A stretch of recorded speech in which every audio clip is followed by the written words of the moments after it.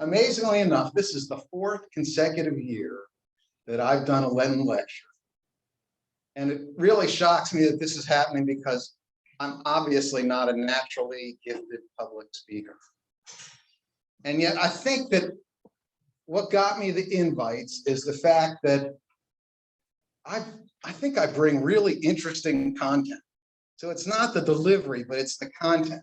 Like the first three ended up being a trilogy of lost stories from the ancient world that were true and meaningful even today and are lost, as in, if you didn't come to this lecture, you probably never heard it before.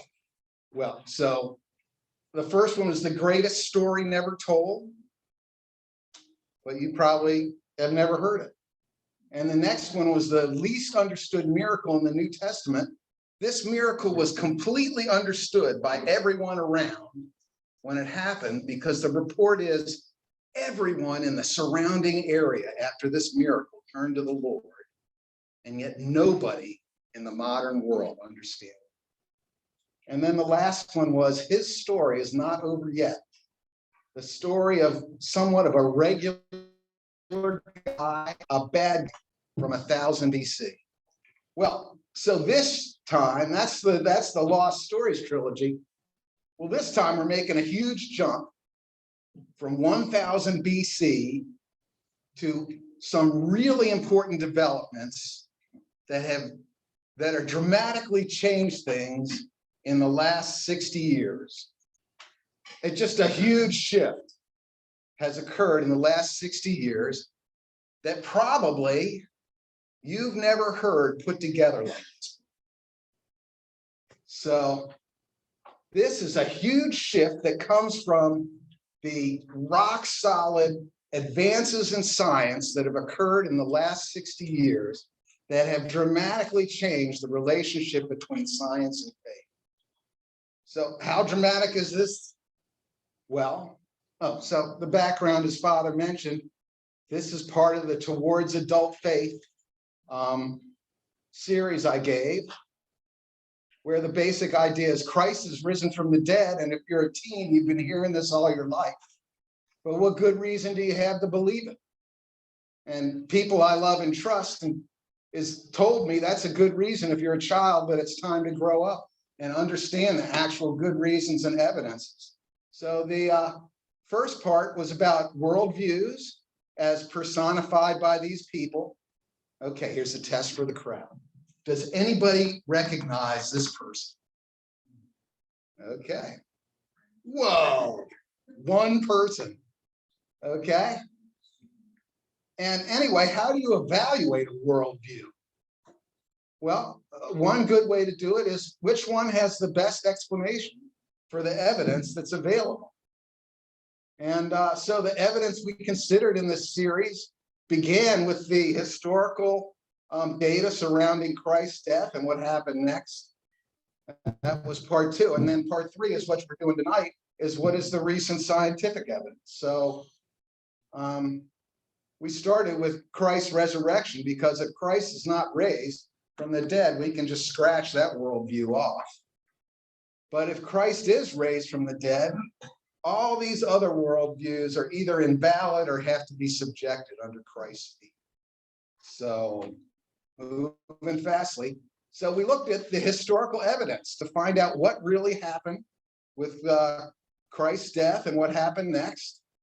And we used the basic types of tools that historians use, and historiography is the method of doing history. And what really counts is the sources for the history, and the sources are better if they're earlier, closer, and if you have multiple independent sources and they're credible. And we looked it all over, and we looked at the basic set of facts that even 90% of academic experts in the field, including all the skeptics, agree upon, that occurred around the time of Christ's death and what happened. And, you know, apart from any sort of pre-existing philosophical bias, the best evidence agrees with Paul, who says Christ has been raised from the dead. So those was So you've just had the super brief version of parts 1 and 2. Let's dive into part 3. Okay, and it's kind of important because the main objection to this historical evidence is anything is more likely than a resurrection. That's like not looking at the facts from history, just I have this philosophical worldview that says miracles are impossible, just don't happen. So this scientific evidence may change our perspective on it. So what is this huge shift? Well, in 1959, at the Darwin Centennial, the keynote speaker was Sir Julian Huxley. And you probably heard of some of his family members. Probably the one you've heard of is his brother, Aldous Huxley, who wrote Brave New World. Has anybody read that book? I did in school. You think it has staying power to today? When I read it, I was shocked by the conclusion, the philosophical conclusion about how you have meaning in life, because it was such a lame excuse. But that was my impression when I was like 17 years old. And here's Julian's grandfather, who was Thomas Huxley, who was referred to as Darwin's bulldog, because he was the guy who would argue hard and rhetorically punch people out if you disagreed with Darwin. So, Julian Huxley was the keynote speaker at this event. And he proclaimed that this, as the keynote speaker, the complete triumph of evolutionary humanism, where if you look that up in Wikipedia, you find out evolutionary human specifically rejects all religious dogma. That's what they call it, or anything supernatural, and of course, superstition. So he proclaimed the complete triumph of this type of scientific, naturalistic, no miracles, natural law worldview. And that was the high point for that worldview.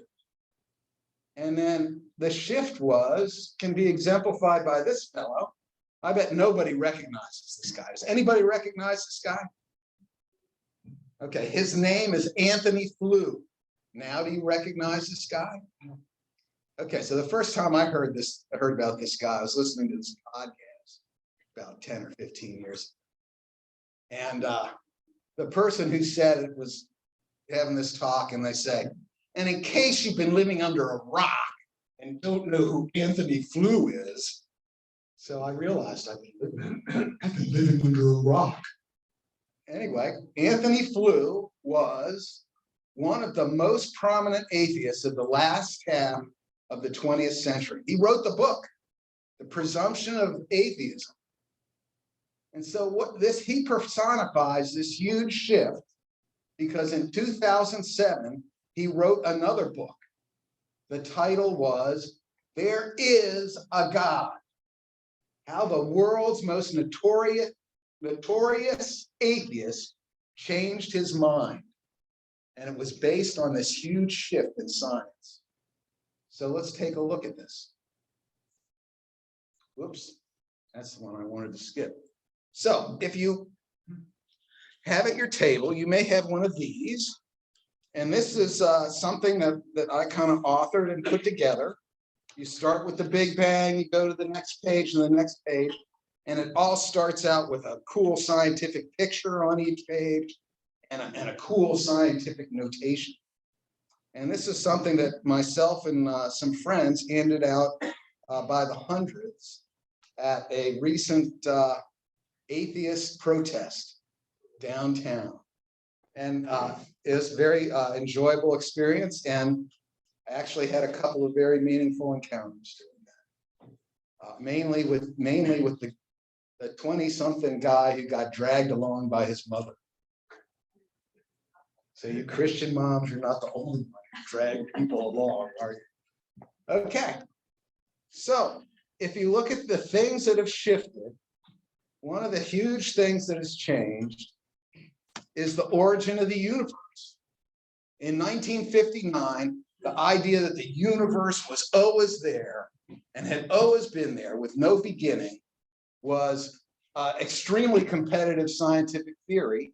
And in the 60 years since that, the Big Bang, as it's called, where space, time, energy, and matter all came into being from an infinitely dense singularity and began expanding at once. This is now like established scientific thinking. And so you probably hear about this all the time, but you don't really think about the natural logical argument, which is everything that has a beginning has a cause, right? So the universe had a beginning. So the universe therefore had a cause. And you take this guy, Robert Jastrow, who was the NASA director, he said, for the scientist who lived by his faith in the power of reason, the story ends like a bad dream. He's scaled the mountains of ignorance. He's about to conquer its biggest peak, and he pulls himself over the final rock. He's greeted by a band of theologians who have been sitting there for centuries, because the science has gotten to the point where it's clear, extremely strong that the universe had a beginning and had a cause. Okay, so that's the first guy. That's the first progress. The next one is called the anthropic principle of cosmology, which is the fine-tuning of the universe. So here our power of 10. Whoops. Here our power of 10 is 13.7 times 10 to the 9th. That's how old the universe is, according to scientific thinking. And the next one is 1 part in 10 to the 40th. And the idea is, and this is like really struck physicists and just like it's completely unexpected. It turns out that life could not have occurred anywhere in the universe if it weren't for many improbable coincidences between the relationships of the basic forces and constants of physics. There's 140 examples of that, of this fine-tuning of the basic laws of the universe. And the one I picked that you can relate to is the ratio of the strength of electromagnetism, everybody knows what magnetism, right, to the strength of gravity. If that varied by more than 1 part in 10 to the 40th, the chemistry for advanced life and complex chemistry would be impossible.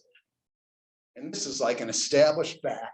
And there's 140 such relationships, to the point where this Nobel Prize winner here, Arno Penzias, said, astronomy leads us to a unique event, a universe which was created out of nothing, that's the Big Bang, one which has the very delicate balance needed to provide the exact conditions required to permit life, and one which has an underlying, one might say, supernatural plan. And this guy, Fred Hoyle, who was an atheist, he coined the phrase Big Bang to make fun of it, because it was a stupid thing that violated his atheist theology. That's where the phrase Big Bang came from. Had to admit, a common sense interpretation of the facts suggests that a super intellect monkeyed with physics as well as chemistry. So how far have we gotten? We've gotten the universe had a cause. That cause was a super intellect that created the universe for a purpose of supporting life. Let's keep going. It turns out that the Earth, where we are right now, is also super fine-tuned to the point where it's likely it's the only place in the universe that can support advanced life. If you put together all the different seemingly random coincidences that make the Earth capable of forming advanced life, what's advanced life? Well, you are, but it's really just any air-breathing vertebrate, okay? Then you'd have a chance of 1 in 10 to the 705th. So, and it ranges from the whole setting of the Earth. There's a whole set of things about our galactic cluster. I bet you didn't even know you lived in a galactic. That have to be extremely fine-tuned. Our galaxy itself has to be a spiral galaxy. It has to be fine-tuned. Our star has to be a special kind of star. Its location has to be a special star. But the one I wanted to bring as an example, and you can look these things up in Wikipedia, is the story of our moon. Without the moon, we wouldn't have advanced life. The way the moon came into being was a Mars-sized planet hit a perfectly glancing blow on the Earth, got shattered, all the heavy stuff, including the radioactive material that gives us the heat for the tectonic plates that are necessary to recycle the ingredients for advanced life, stayed with the Earth, and the rest of the debris was out there and eventually condensed down to the moon. So they were really surprised when they brought back moon rocks because they were so light. They didn't have the same amount of heavy elements that Earth rock. So anyway, there's a guy named David Levy who discovered the Shoemaker-Levy comet. And he talks about a book called Rare Earth, which is written by guys who are not believers. He says, a fabulous book. If we're to believe what we see in the movies, extraterrestrials thrive on every world, right? It's really fun. It's really cool when you watch Star Wars down to the center of the galaxy, right? And they have the big meeting of the super large UN type thing, right? Well, it turns out you go down to the center of the galaxy, the stars are so close, everything nearby would be fried by the radiation.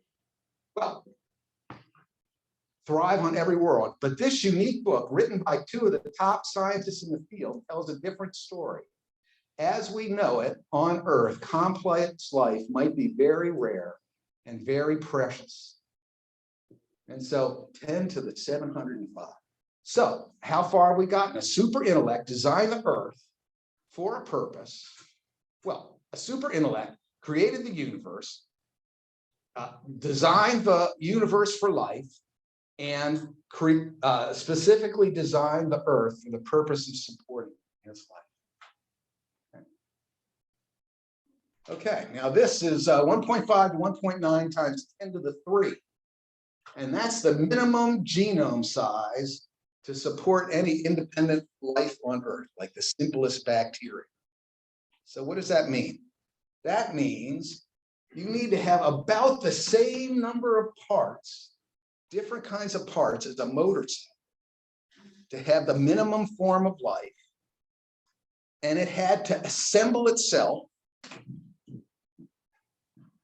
if you accept the standard model, by random undirected natural processes. And it turns out, and this is all of this information is new in the last 60 years. It turns out that there was no time for this to occur because the time from the late final comet bombardment, which covered the Earth to like 10 miles deep of lava, because it got hit so many times with so much energy, to the time where there's basically strong evidence for life existing on Earth, it's just 50 million years. So there was no time. And then you look at the chemistry of the rocks from that period of time, and there's no prebiotic soup. So you're supposed to understand that with no time and no soup, 1,500 parts able to assemble themselves into a working piece of life. Now, probably a lot of you have heard of Richard Dawkins, right? He's probably the most famous atheist of our time. When he was being interviewed and got pressed for how life got started, he said, and this is verbatim, it could be at some earlier time, somewhere in the universe, a civilization evolved, probably by some kind of Darwinian means, to a very, very high level of technology, and designed the form of life which they seeded on this planet. This guy Darwin admits that it's completely implausible that life could come about on Earth by natural causes. So how far are we? The super intellect that created the universe and designed the Earth was actively involved in the origin of life. Okay. Now, the next thing is mass speciation events, of which the chief example is the Cambrian explosion. So this occurred 540 million years ago. And I forgot to bring my trilobite. I have a trilobite. That was pretty good, wasn't it? I didn't bring my trilobite. But in a relatively short period of time, like in a 5 to 10 million year window, at this Cambrian explosion, most major animal phyla body plans appeared within a 5 to 10 million year window. And this is not the only case of a mass speciation event. At the Triassic-Jurassic event, 95 terrestrial megaflora species were extinct, and in less than 100,000 years less, 100,000 years or less, a huge diversity of dinosaur species appeared. So everything you've been hearing about evolution having huge amounts of time with gradual, tiny changes building up is just not matching the fossil record. So the Dr. Chen from China, where they have the best Cambrian rocks, the other good ones are in British Columbia, made this comment when he lectured in the US. Darwinism cannot explain the Cambrian explosion anymore. We need a new theory. And he said, in China, we can criticize Darwin, but we can't criticize the government. In America, you can criticize the government, but you cannot criticize Darwin. So where are we? The super intellect that created the universe, designed the earth, and was actively involved in the origin of life is responsible for the sudden appearance of Earth's major life forms. We're kind of getting somewhere, aren't we? And this is all scientific things in the last 60 years. Which brings us to our last little scientific item, which is the cultural Big Bang. Approximately 40,000 years ago, there was a sudden appearance of distinctly human artifacts. Before this 40,000 years ago, there are tools made by pre-human hominids, but they're really simple. But all of a sudden, at that time, according to this paleontologist, for millennia upon millennia, we hominids have been churning out the same forms of stone utensils. But about 40,000 years of perceptible shift took place. The toolkits leapt in sophistication. Signs of the use of rope, bone spear points, fish hooks, harpoons emerged, along with sudden manifestations of sculptures, paintings, musical instruments, using materials originated hundreds of miles from their point of manufacture. It's an extraordinary catalog of achievements that seem to have come about virtually nowhere. About the same time, you got jewelry painting, sculptures, an ivory flute, clothing, and ritual burial. So as we had in tonight's reading about being made in God's image, people really are qualitatively different from animals. And these qualities appeared suddenly. And that matches up with the idea that people were created in the image of God. So, to summarize, the universe was created by a super intellect that's fine-tuned the universe for life. That super intellect cares about and designed the earth for advanced life. That super intellect was involved in the origin of life and in the major speciation events of life, and even with the beginning of humanity, matching what we read about in Genesis. That's quite a ways to go. So then, okay, our math quiz. People haven't been there for a long time. What is 10 to the 0th power? You guys don't count. You got to be over 50. Come on, somebody, help me. What's 10 to the 0th power? It is 1. Thank you, Scott. Michael knew it, but he was keeping his mouth shut. There's one and only one resurrection of Christ.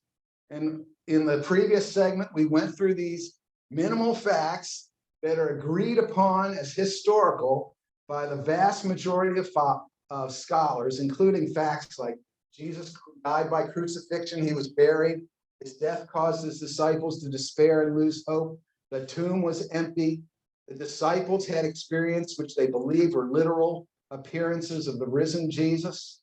The disciples were transformed from doubters to bold proclaimers.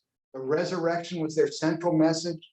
The message was preached early, not some made up thing that happened, 50, 100 years after the fact, was preached early from Jerusalem. And Orthodox Jews who believed in Christ made Sunday their primary day of worship. James was converted, Paul was converted. So you put that together, and the best historical evidence, based on the fact that there's good scientific evidence that a super intellect is involved and actively involved in the events of Earth's natural history, is that Christ really did rise from the dead. Okay, footnotes. If you've got magnifying glass, or you can take a picture, you can zoom in. You can look all these up to back up all this stuff. So now you can see how this huge shift took place from the complete triumph of evolutionary humanism, rejecting anything religious or supernatural, to the most prominent atheist of the last half of the 20th century writing a book that says there is a God. You can see how that happened. And the main objection to this type of argument was called the God of the Gaps argument. And here's our exemplar of the naturalistic worldview, Neil deGrasse Tyson. Know his name? You've seen his face. Right? He says, if you don't understand something, and the community of physicists don't understand it, that means God did it? Is that how you want to play this game? If that's how you want to invoke your evidence for God, then God is an ever-receding pocket of scientific ignorance that's getting smaller and smaller and smaller as time goes by. So you have this picture here, the incredible shrinking God. So that's the God of the Gaps argument, and that was working up until about 60 years ago. But now, the gaps have gotten humongously huger and bigger that can only be explained by this creator super intellect. And a completely separate talk is how they aren't even gaps, they're actually strong evidence for intelligence and for design taking. So the idea that anything is more likely than a resurrection just doesn't match up with the scientific evidence of this divine creator being actively involved in Earth's natural history. So, a large body of scientific and historical facts supports John 3:16 and our saying Christ is risen. Well, so that was part 3, but there is actually much other good, strong reasons, even if you're not a scientific gearhead like me, an engineer. There's other things to be considered. The puzzle of right and wrong, experiencing Christ, and some amazing things about the scriptures. So that concludes part 3 of our pitch to teenagers. You think that's too adult for them? No. Well, thank you very much.